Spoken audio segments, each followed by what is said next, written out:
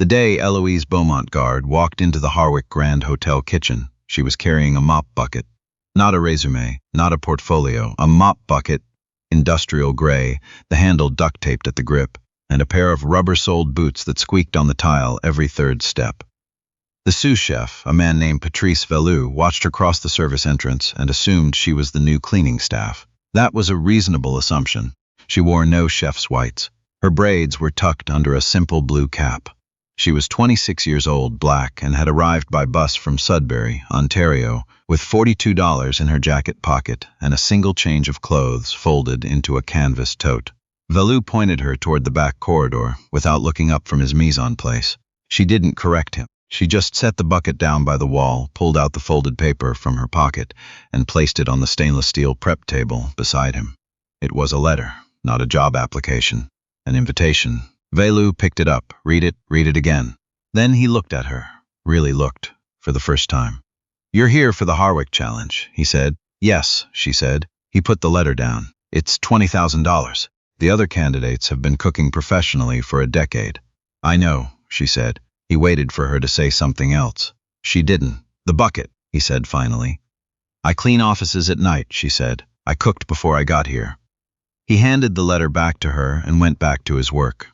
The Harwick Grand was not the kind of place that held cooking competitions. It was the kind of place that assumed it didn't need to. 4 stars, a dining room with a waiting list 8 weeks long. Executive chef Armand Villeneuve had held a Michelin star at his previous restaurant in Montreal for 6 consecutive years before coming to Ottawa, and the Harwick Challenge, an annual event where outside applicants competed to prepare a signature dish for the hotel's annual gala, was considered by most insiders to be a formality, a PR gesture, a photograph for the hotel's social media, the kind of thing where the winner was politely selected in advance. Villeneuve had already looked at the registrant list. There was a graduate from the Culinary Institute of Canada in Prince Edward Island. There was a catering director from Vancouver who had placed second at a national competition 3 years running. There was a former sous chef from a Toronto restaurant that had just received its first star, and there was one name at the bottom of the list that had no credentials attached, no restaurant affiliation, no professional training listed, just a name and a home address in Sudbury. He'd almost removed her from the roster. His assistant, a young woman named Corinne, had talked him out of it.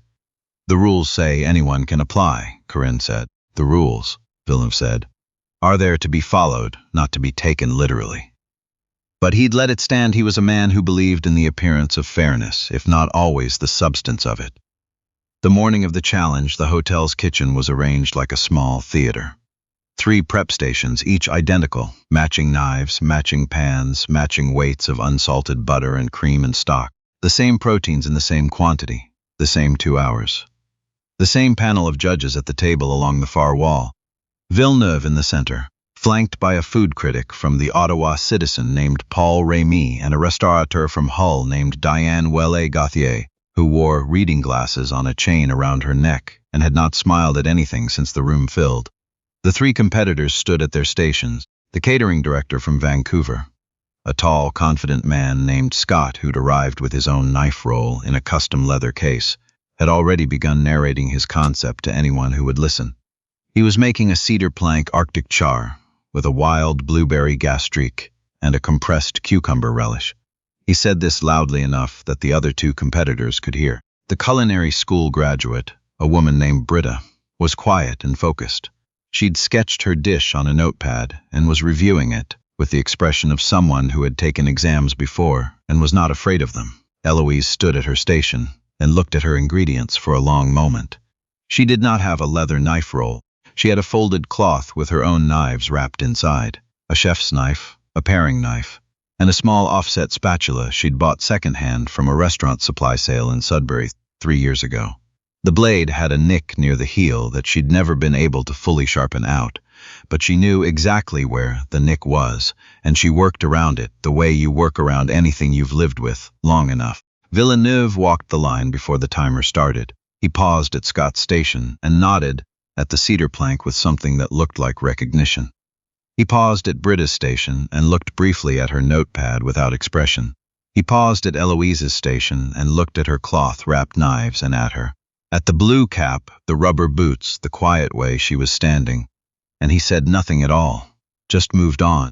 That nothing said everything. Remy, the food critic, had been watching from the side. He was the kind of man who noticed the things other people chose not to notice. He pulled out his notepad and wrote something. The timer started. Scott cooked the way people cook when they want to be watched doing it. Every movement was slightly too deliberate, slightly too visible. He reached for a pan with a particular kind of flourish. He tasted from his spoon and nodded to himself as though confirming what he already knew. He spoke his process out loud in half sentences. Cedar needs time. Blueberry goes in last. The acid will balance the fat. Not to anyone in particular, but loud enough that the room could hear the confidence in it. Britta cooked quietly and efficiently. Her movements were trained and clean. She was making a duck breast with a Saskatoon berry reduction and a celery root puree that she'd started 15 minutes before anyone else had touched their potatoes. She was good. Remy could see it from across the room. Eloise cooked like she was alone in a kitchen, not in an absent way, in the way of someone who has cooked in actual solitude, in apartments with no exhaust fan, on single-burner hot plates, with timers that didn't beep and windows that fogged in winter, and had learned to use all of her attention for the food itself rather than for the performance of cooking it. She was making something no one in the room had expected. Tourtière. Not a modern tourtière. Not a deconstructed tourtière with microgreens and a smear of something truffle-infused across a white plate. A traditional Quebecois tourtière with spiced ground pork and beef, onion and cloves and savory, a lard and butter crust that she had begun mixing with her hands the moment the timer started because she knew that crust needed time to rest and that every other step in her dish would flow around that one fundamental requirement. Villeneuve had been watching from his seat at the judge's table. When he saw what she was making, something shifted in his expression. Not interest. Something closer to irritation. Tourtière was not a restaurant dish. It was a home dish. A grandmother's dish. A Christmas dish that belonged in a farmhouse kitchen in the eastern townships, not in the competition kitchen of a four-star hotel preparing for a gala that had previously served Wagyu and lobster bisque. He said nothing. He wrote something on his judging sheet instead. Corinne, standing just inside the kitchen door, watched him write it and felt something tighten in her chest. 22 minutes in, Scott's gastrique began to reduce too fast. He caught it before it burned, but not before Remy noticed the brief correction. 40 minutes in, Britta's celery root puree was perfect. Smooth, seasoned, exactly what it needed to be. She was ahead of schedule, and she knew it. Eloise's crust had rested, been rolled, and was now in the oven. Her filling was in the pan. The smell that came off it was something the room was not prepared for. It was the smell of a specific kind of Sunday. The kind of Sunday where the roads outside were white and the house was warm, and someone's grandmother had been standing over a stove since morning. Diane Ouellet-Gauthier looked up from her notes. She had grown up in Hull in a family of 6. Her grandmother had made tourtière every Christmas Eve without exception until she was 81. Diane had not smelled anything that recalled it in 20 years of restaurant dining, because restaurant dining did not produce that smell. Restaurant dining produced impressive smells, technical smells. This was something different. She put her pen down. Remy had already put his pen down. Villeneuve had not put his pen down. With 15 minutes left, Eloise pulled the tourtière from the oven. The crust was the color of late afternoon, golden at the top, slightly darker where the edges had crimped. She let it rest for exactly 4 minutes, which she timed in her head the way she timed everything in her head, the way you learn to do when the clock on your oven stopped working in November and you haven't replaced it because it costs $40 and that $40 is needed somewhere else. She plated it simply, a wedge of tourtière, point facing forward. A small mound of pickled red cabbage she'd prepared in the first 5 minutes, quick pickled with apple cider vinegar and caraway offset to the left. A thin drizzle of reduced pork shoe she'd started from scratch, using the trimmings she'd been quietly collecting in a small saucepan along the back edge of her burner from the moment the timer started. No microgreens, no architectural tower, no smear. Scott looked over at her plate from his station and permitted himself a small internal contempt. It looked like something from a parish potluck.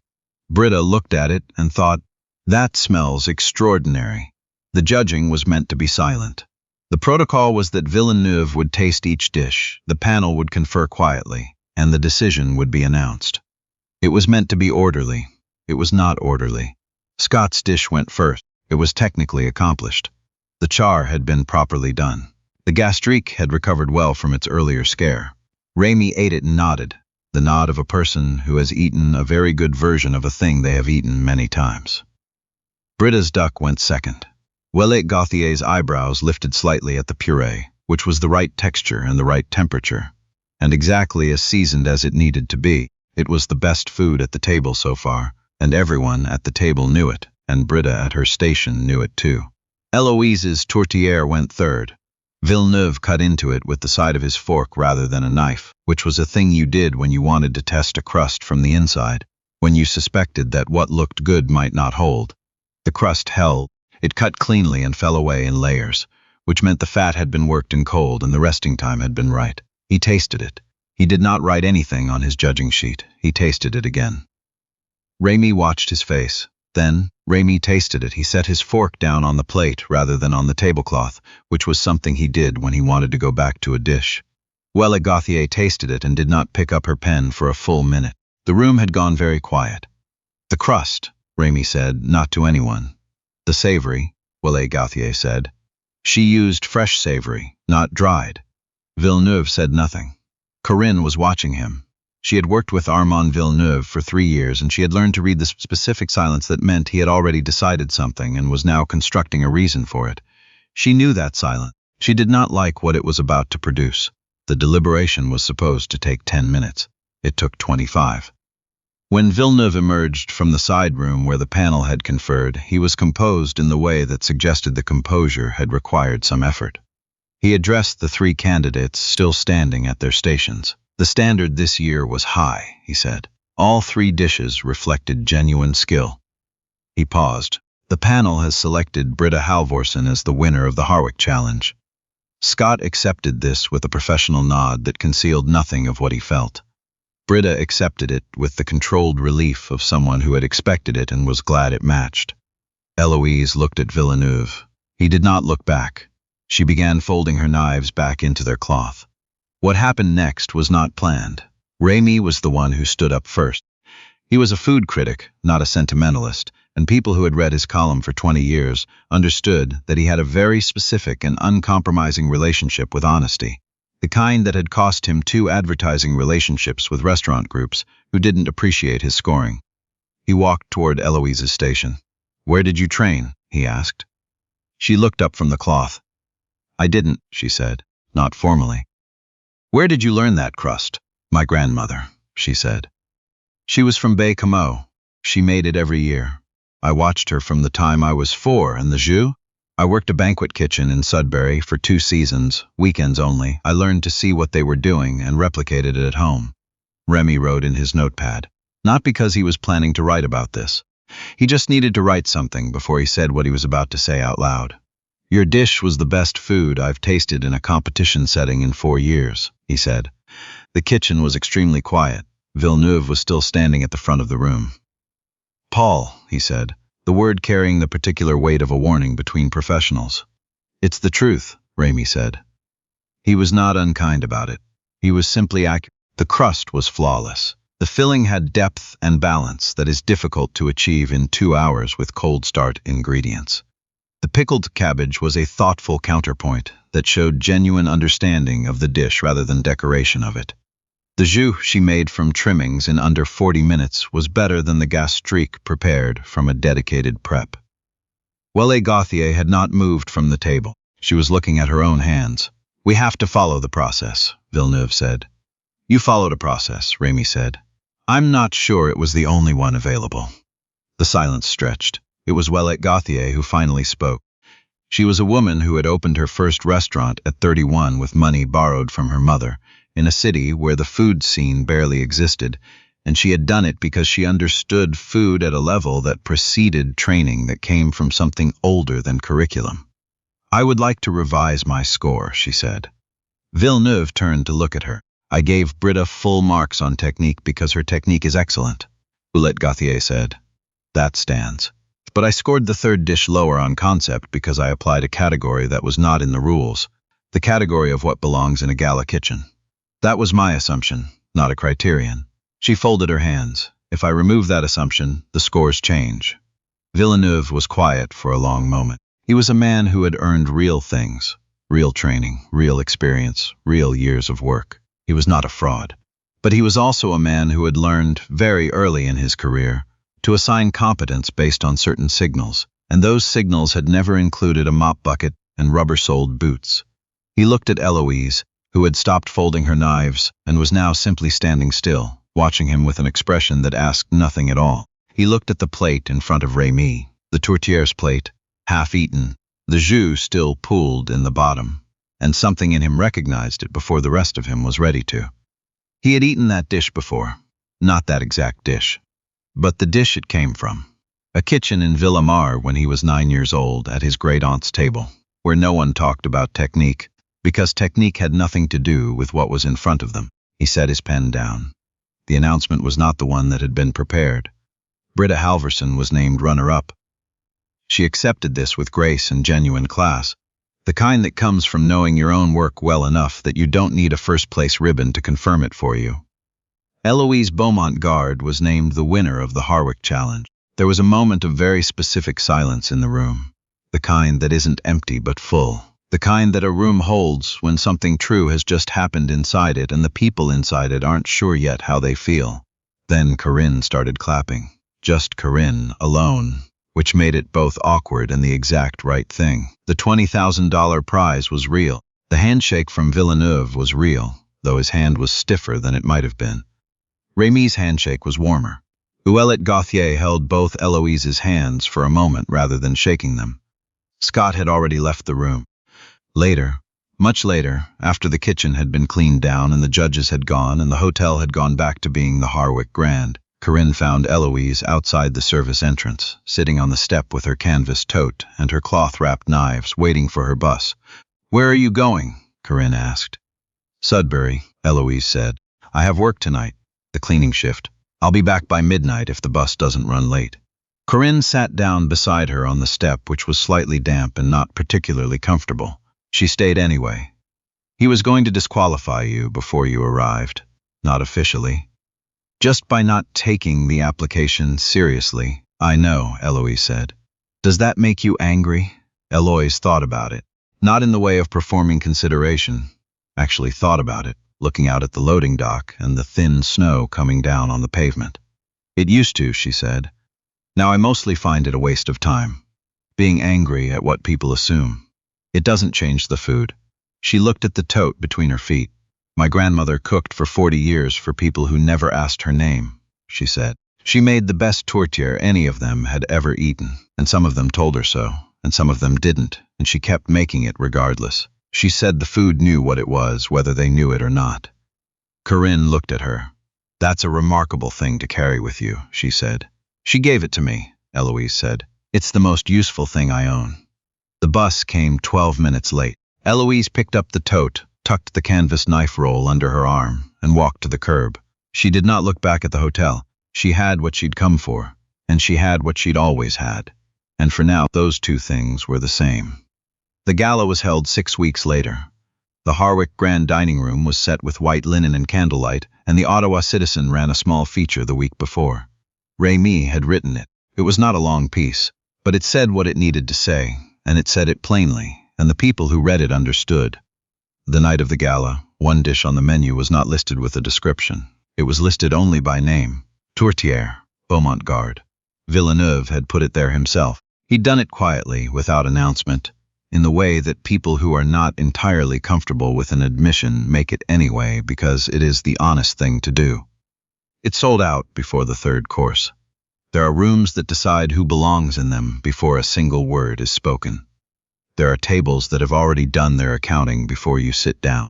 There are doors that are closed not by locks, but by assumption, the quiet, efficient, invisible machinery of a world that has decided, based on the way you arrived, whether you deserve to be inside it. Eloise Beaumont-Gard walked through one of those doors carrying a mop bucket. She walked out with $20,000, a name on a menu, and the knowledge that her grandmother had been right about everything. The food knew what it was. It always did.